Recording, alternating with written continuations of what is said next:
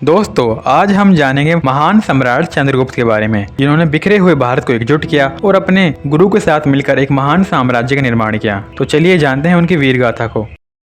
चंद्रगुप्त मौर्य का जन्म 345 ईसा पूर्व में हुआ। जब चंद्रगुप्त छोटे थे तो उनके पिता की मृत्यु हो गई थी, जिसके बाद चंद्रगुप्त का पालन पोषण उनकी मां मूरा ने किया। मूरा ने कई सालों तक चंद्रगुप्त का ख्याल रखा। चंद्रगुप्त बचपन से ही बहुत होशियार और बुद्धिमान थे।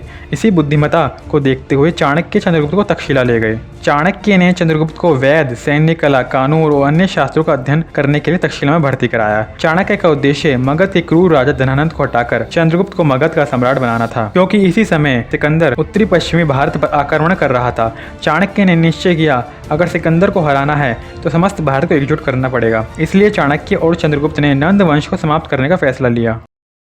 चंद्रगुप्त ने चाणक्य के साथ मिलकर एक ऐसी रणनीति बनाई जिससे धनानंद को सत्ता से हटाया जा सके।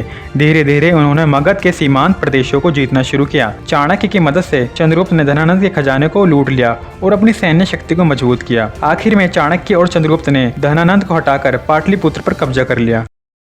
चंद्रगुप्त का राज्यारोहण 321 ईसा पूर्व में हुआ, जिसके बाद उन्होंने 321 से 297 वर्षों तक शासन किया। चंद्रगुप्त ने चाणक्य के अखंड भारत के सपने को साकार करते हुए एक विशाल साम्राज्य का निर्माण किया। चंद्रगुप्त का साम्राज्य बहुत विशाल क्षेत्र में फैला हुआ था। उसके साम्राज्य में पूरा उत्तर और पूर्व भारत के साथ साथ बलूचिस्तान भी शामिल था। दक्षिण भारत में उसका राज्य मैसूर तथा दक्षिण पश्चिम में सौराष्ट्र तक था। चंद्रगुप्त का साम्राज्य अलग अलग प्रांतों में बटा हुआ था तथा दूर दूर प्रदेश सड़कों एवं मार्गों द्वारा एक दूसरे से जुड़े हुए थे। पाटलिपुत्र उस समय चंद्रगुप्त की राजधानी थी। चंद्रगुप्त मौर्य का विवाह दो महिलाओं से हुआ। दुर्धरा उनकी पहली पत्नी थी, जिससे उनका एक बेटा हुआ जिसका नाम बिंदुसार था, तथा हेलेना उनकी दूसरी पत्नी। ऐसा माना जाता है कि हेलेना से भी उनका एक बेटा हुआ था। बिंदुसार आगे चलकर भारत का दूसरा मौर्य सम्राट बना और उसके बाद बिंदुसार का बेटा सम्राट अशोक। सिकंदर महान का भारतीय अभियान 327 ईसा पूर्व में शुरू होकर 325 ईसा पूर्व तक चला। 2 वर्षों में सिकंदर ने मैसेडोनियन साम्राज्य का विस्तार किया। सिकंदर और उसकी सेना पंजाब में आगे बढ़ी, जहां उनका सामना राजा पोरस से हुआ। सिकंदर ने पोरस को हरा दिया, लेकिन लड़ाई उनके लिए भारी पड़ गई।